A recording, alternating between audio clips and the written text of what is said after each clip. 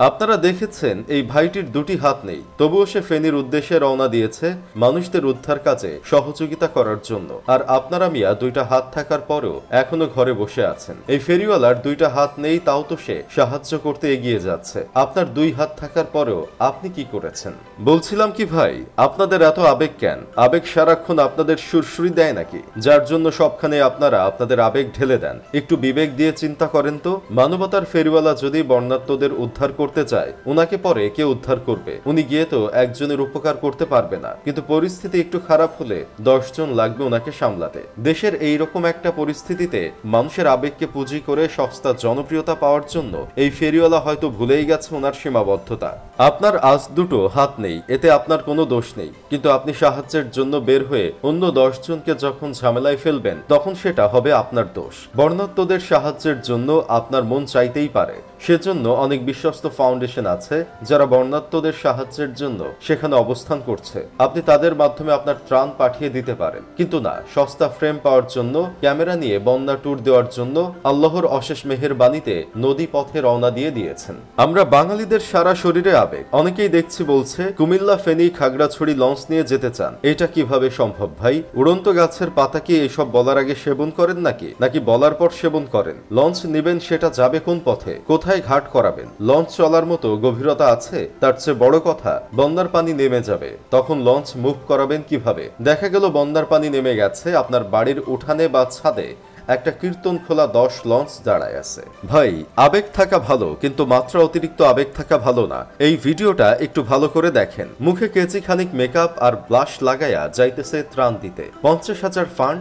15,000 ত্রাণ, 35,000 ট্যুর খরচ and unlimited photoshoot with পাপাকা পরি ও পাপাকা পাড়া। এদের চেহারাগুলো দেখলে লজ্জাও লজ্জা পাবে। মানুষের বিবেকে কুত্তা হিসু করলে এমন কাজগুলো করে। কিছু পাপাকা পরি আছে যারা দেশের মধ্যে কোনো ইস্যু হলে নিজেদের শো অফ করতে মাঠে নেমে যায়। কিছুদিন আগে ছাত্ররা যখন ট্রাফিক কন্ট্রোল করছিল, তখন দেখলাম অনেক মেয়ে মেকআপ টেকআপ করে শাড়ি পরে ট্রাফিক কন্ট্রোল করতেছে, আবার রাস্তার মাঝে দাঁড়িয়ে বসে ছবি তুলতেছে। এখন আবার শুরু হয়েছে বন্যা ত্রাণ বিতরণ নিয়ে শো অফ করা। ওদের অবস্থা দেখে কোনোভাবে মনে হচ্ছে না সাহায্য করতে গেছে। আমি এই সকল আল্ট্রা মডার্ন পাপাকা পরি ও পাডাদের বলতে চাই, মেহেরবানি করে একটু দয়া করেন, সামান্য কাণ্ডজ্ঞান প্রদর্শন করেন। বর্ণাঢ্যদের ত্রাণ সাহায্য দেওয়া একটা মহান কাজ। স্যাস্ট্রামির চাদরে এটাকে মোড়ায়েন না। সবার নজর এখন বাংলাদেশের দিকে। আপনার আবলামি বাংলাদেশকে ছোট করবে, বিশেষ করে পতিত স্বৈরাচার এবং তাদের দোসর ভারত এটা নিয়ে তামাশা করবে। যে সকল ভাইয়েরা মানবতার ফেরিওয়ালা সাহায্যের জন্য